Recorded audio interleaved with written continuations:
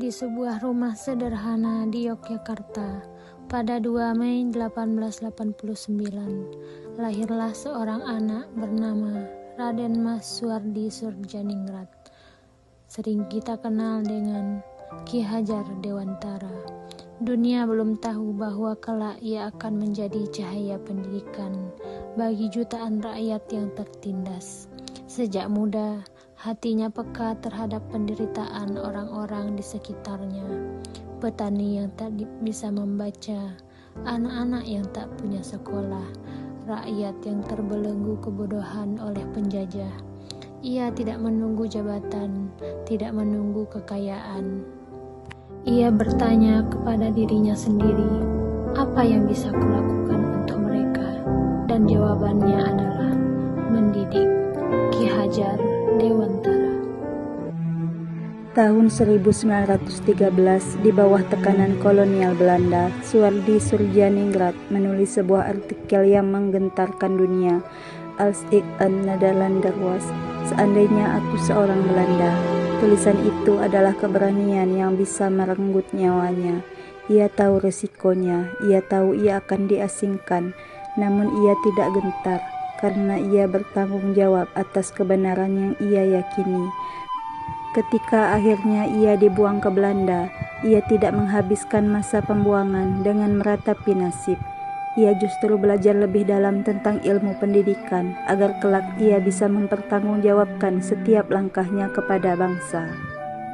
Ki Hajar Dewantara menunjukkan akuntabilitas yang luar biasa, berani menanggung resiko atas setiap pernyataan dan juga tindakannya, serta menggunakan setiap kesempatan, bahkan pengasingan, untuk memperdalam diri demi kepentingan bangsa.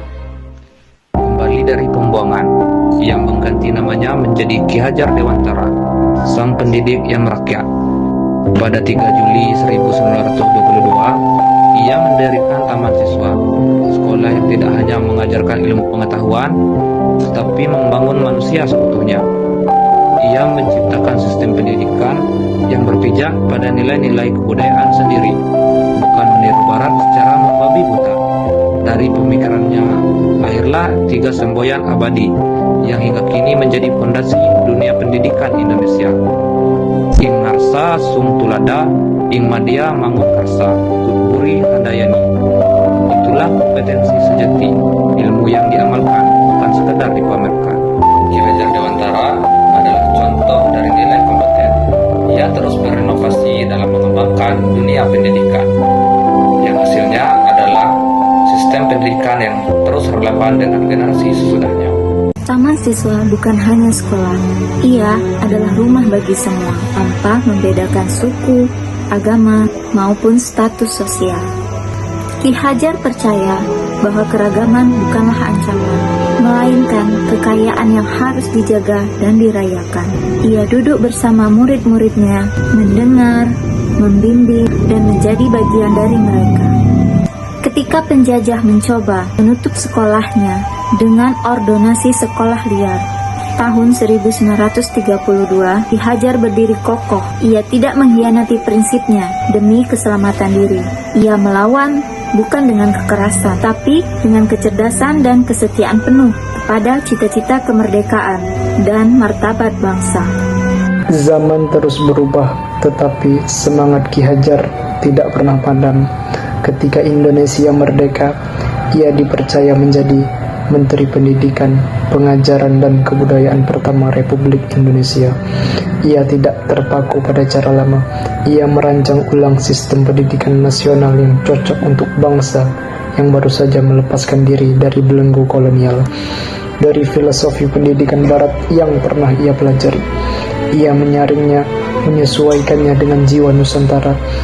Ia adalah bukti bahwa seorang abdi negara yang baik-baik tidak takut berubah. Ia justru menjadi agen perubahan itu sendiri. Ki Hajar Dewantara tidak pernah membangun sendiri.